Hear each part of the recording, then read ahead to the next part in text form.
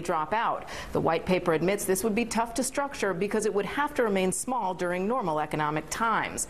The third option is to privatize as the first, but add a, quote, catastrophic reinsurance behind significant private capital. The push is on in the short term to make Fannie and Freddie loans more expensive and force borrowers to have more skin in the game. There are costs to doing that, and there's like hundreds of stories of businesses started in this country financed by people being able to borrow against the value of their equity. In considering all the scenarios, though, Geithner said it's important to remember none of this will happen overnight, especially given the very fragile state of the housing market. Trish? Thank you so much, Diana Olick. So what we heard is that the White House today put 3 possible plans on the table to get the government out of the GSEs, with the most drastic change calling for privatization of the mortgage market. But the question remains, will any of these actually work? Joining us right now, Ed Pinto, mortgage consultant and former chief credit officer to Fannie Mae in the 1980s, and John Taylor, president and CEO of the National Community Reinvestment Coalition. Good to see both you guys. Ed, what do you say? Should Fannie and Freddie be out altogether? Yes, absolutely. They need to be wound down, and the administration seems to support that, and they're proposing a time frame of a number of years to accomplish that, replace that with the private sector. The discussion then is, do we have a government guarantee of some type or not? I favor the not. That's what I was going to say. Maybe there should be an option 4 out there, completely, totally, utterly private. You see it in Canada, for example. They don't have a Fannie or Freddie, and guess what? They didn't have the problems that we've had, Ed. Well, I think we do want a system that is basically private, and we want to separate the government assistance from the private sector so that we don't get the kind of mixed messages that we've had for the last 20 years with Fannie and Freddie that created all the problems that we're now trying to unwind. Yeah, the big private problems. sector can address this.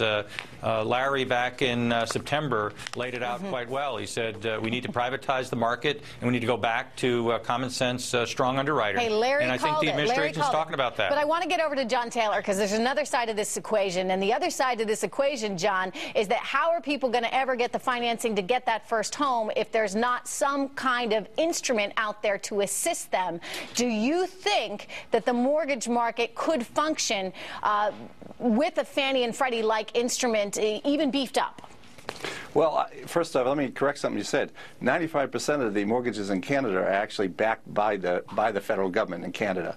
So you know what? Well, here, I'll give you one little interesting tidbit. Yep. You can't foreclose on a home in Canada. You can't turn in the keys and walk away and say, I've had it. They'll actually send you to jail. They'll garnish your wages. So if the government's going to backstop it, they know that they've got a real permanent they also person who's going to make sure that they pay those bills or face jail time. That's true. They actually don't make loans to people who can't afford to pay them back.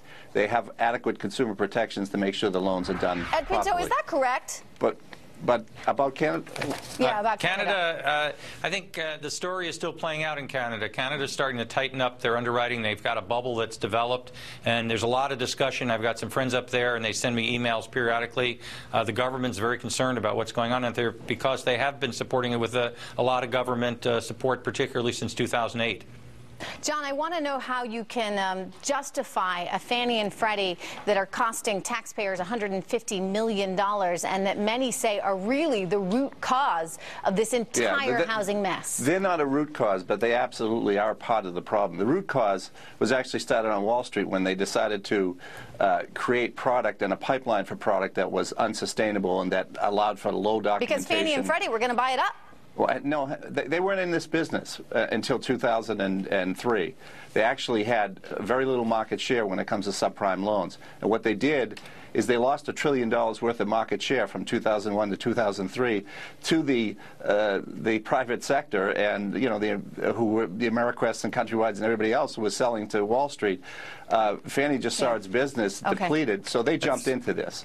Last word real quick to John Taylor. We got to go. But John, tell me what kind of scenario you envision as being the one that's best for housing for American citizens. Well, I think the option 3 is the one where we slowly phase out Fannie and Freddie, because that would be catastrophic, as Ed has agreed, I think, in his comments, if we just ended them tomorrow.